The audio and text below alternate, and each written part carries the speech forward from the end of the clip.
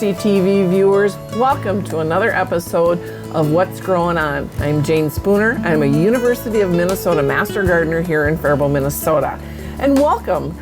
We finally got some nice weather. We're sitting out on my side patio. The wind is blowing. We had a bunch of rain last night. And, you know, my last episode, we kind of remarked about, oh my God, it's the beginning of May. And now I'm looking at it, it's like, oh my God, it's the end of May.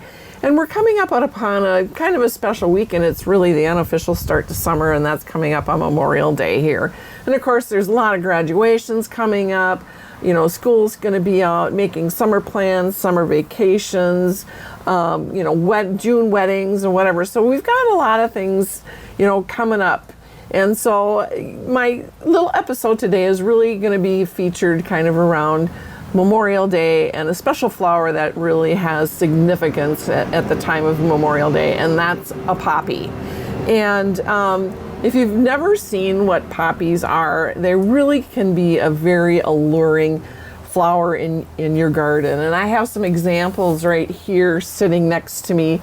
They almost look like, Troy came in and saw them sitting on the table. He goes, "Why do you have thistles in a pot?" Because they're kind of, they look like the, thistles with the prickers on them, but they're not. They're just a very soft. And so they make a very nice little backdrop with some really interesting foliage. And as you can see, this is the flower stalk coming out, and then this is going to open up to a huge bloom.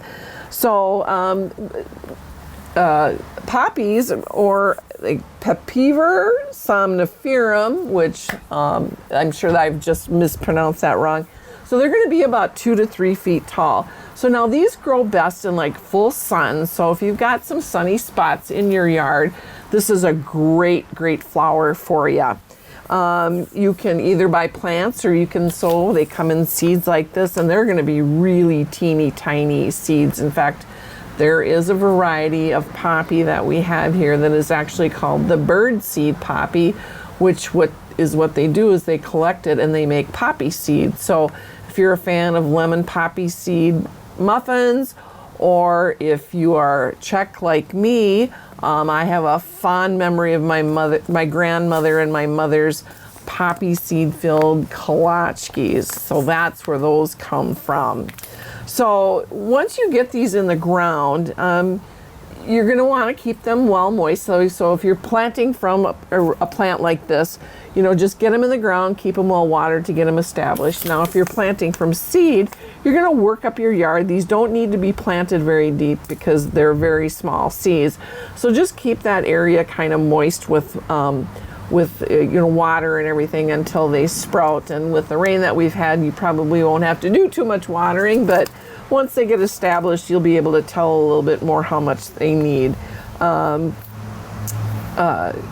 You want to just make sure that you have them in that sunny location. Now, this is just one variety that we have here. This is these are oriental poppies. So let's talk about some of the other varieties that we have. So this, of course, next to me is oriental poppy. And the nice thing about poppies is no matter what variety you choose, there are just a wide array of colors.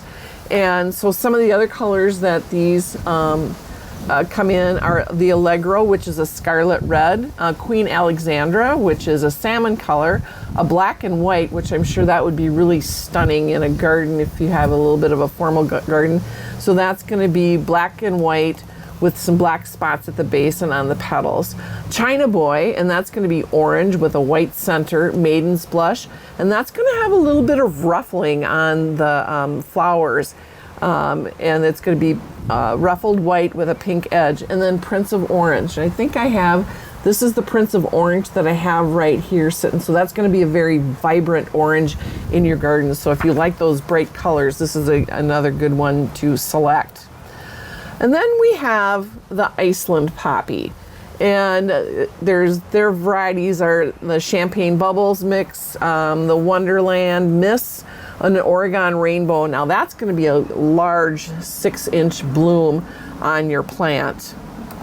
And then we have the Shirley poppy, and this is where the Shirley poppy variety is going to come into the Memorial Day portion of this and a little bit of history that I'm going to share with you. And the popular varieties there are Mother of Pearl, which is a pastel mix, the Red Legion, which is red with a black center, and then the Shirley hybrids, which cover many different colors for your landscape. So you have lots of different varieties there. And then we have the opium poppy. And now this is the poppy that actually the bird seed comes from, that you're making poppy seed. It also is grown for opium. So you have to be a little careful with that. I mean, unless you're growing mass quantities of it. So I'm not going to get into a lot of that with you because that would require a lot more research. And but anyway, it's mostly used for, here in the United States, it's used for poppy seed makings, for whether you're using it in, cooking or, whatever. So, and the popular varieties there are the black peony, which is kind of a deep maroon, a Danish flag, which is red and white, and it's an oase, which has also here, this is, after this flower is done blooming, there gets a big seed head on it. And that's where the seeds are going to be, and that's where they're going to be collected. And you can either use them to make your poppy seed workings with for baking, or you can just save them and just plant the next spring with them. So where does the significance of poppies and Memorial Day come in? It was during World War I. The Germans began using chlorine gas in the war against their enemies. And in May of 1915 on Flanders Field, within the first 10 minutes of that battle, there were over 6,000 French casualties. Now on Flanders Field, despite the use of chemicals and mortar fire and other environmental concerns, red poppies grew around the graves of the fallen. And they continue to grow that way today.